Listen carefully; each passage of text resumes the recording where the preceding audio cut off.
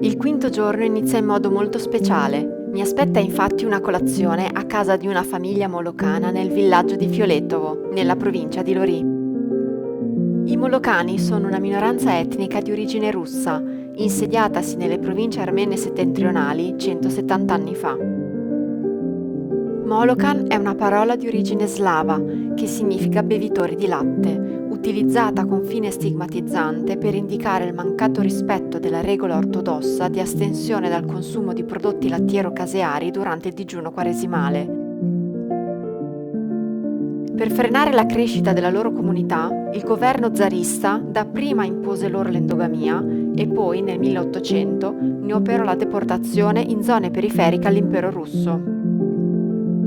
Per tradizione, gli uomini hanno la barba lunga e le donne indossano gonne e coprono il capo con fazzoletti bianchi. Anche se conoscono l'armeno e considerano l'Armenia la loro patria, parlano solo la loro lingua madre e mantengono l'endogamia. La casa di Natasha e Misha è l'unica struttura molocana dedita all'accoglienza turistica. Il signor Misha al mio arrivo è intento a preparare il samovar, un recipiente metallico utilizzato nei paesi slavi per scaldare e contenere acqua bollente, che servirà per diluire del tè concentrato da servire ai commensali. La signora Natasha ha invece imbandito la tavola con una colazione a base di frittelle salate e crêpe da farcire con formaggio e marmellata fatte in casa. Una colazione da paura.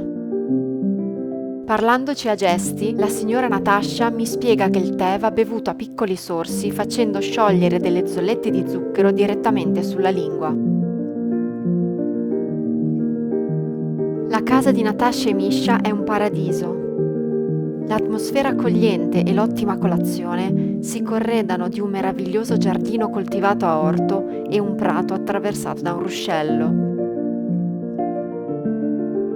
La felice tranquillità che si respira in questo villaggio è inspiegabile.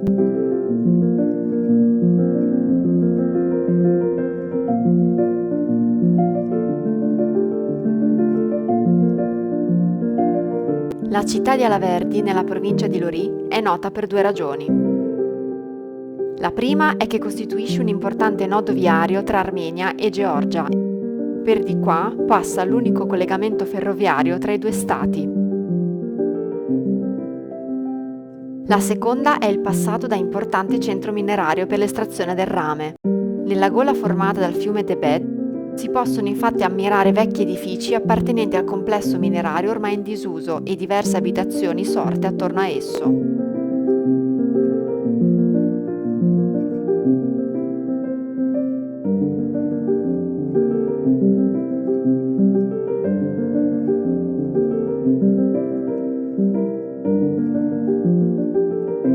La chiesa fortificata di Akdala è un monastero di basalto risalente al X secolo, che sorge in vicinanza del centro minerario. Il suo nome armeno significa monastero della miniera di rame.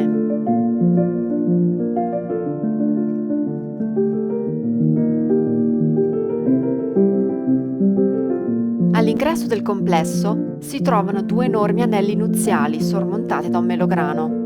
Secondo la tradizione, lasciando la chiesa, i novelli sposi devono attraversare insieme questi due cerchi metallici, preoccupandosi di calpestare il serpente e lo scorpione scolpiti sul pavimento. Questo costituisce un gesto di buon auspicio per il loro futuro insieme. La particolarità di questa chiesa è che sulle sue pareti sono presenti ancora gli affreschi originali risalenti al 1200.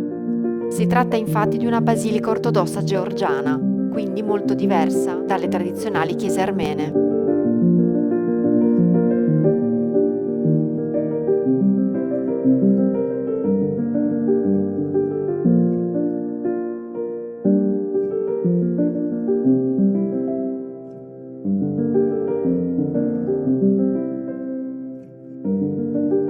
Dalla strada strada di accesso al monastero di Akbat si capisce immediatamente che qui si sta svolgendo la festa dell'ultima campana, ovvero il festeggiamento dell'ultimo giorno di scuola degli studenti armeni.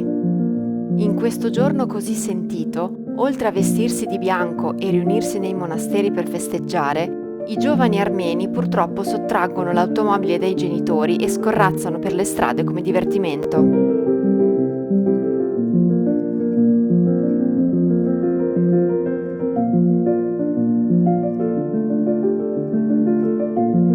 Il monastero Akbat risale al X secolo e presenta numerosi khachkaj e sepolture di vescovi.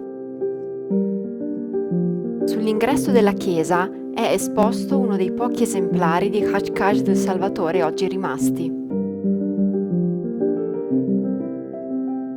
I complessi monastici armeni fungevano da centri spirituali e culturali. Qui viene testimoniato dalla presenza di nicchie nel pavimento del Matenadaran, dove venivano conservati e protetti i manoscritti.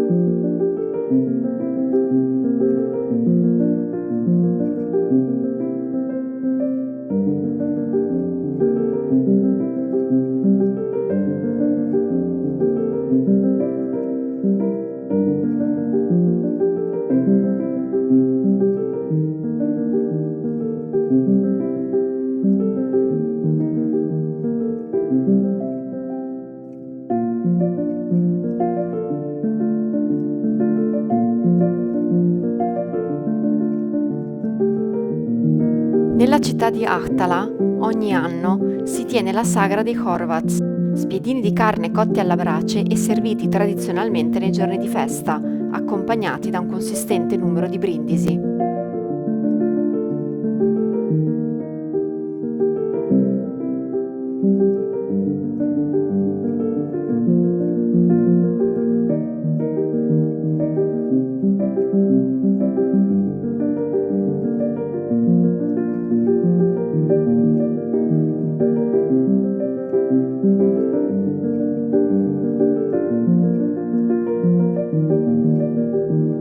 Il punto che segna il confine tra le province di Lori e Aragazzoten è una sosta obbligatoria.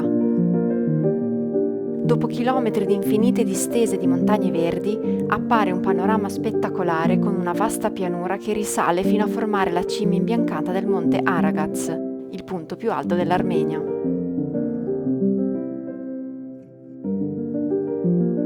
Ripresa la strada di ritorno a Yerevan attraverso il villaggio di Riatasa. La provincia di Aragazzoten accoglie infatti una minoranza religiosa di origini kurde, gli Yazidi. Si tratta di una comunità molto chiusa, organizzata per caste e che ripudia l'istruzione scolastica.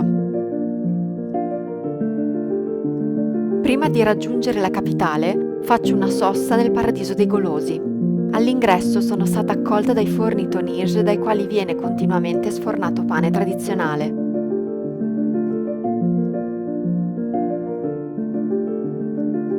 Ho assaggiato il pane georgiano puri, ancora caldo e croccante, una roba spettacolare.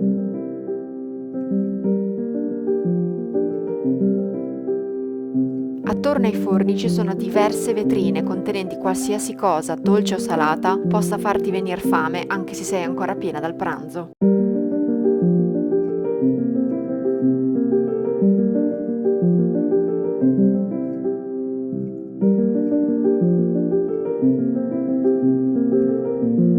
Uscita da questo ricettacolo degli ingordi, riprendo il ritorno verso Yerevan, dove mi aspetta una cena in hotel e un meritato riposo.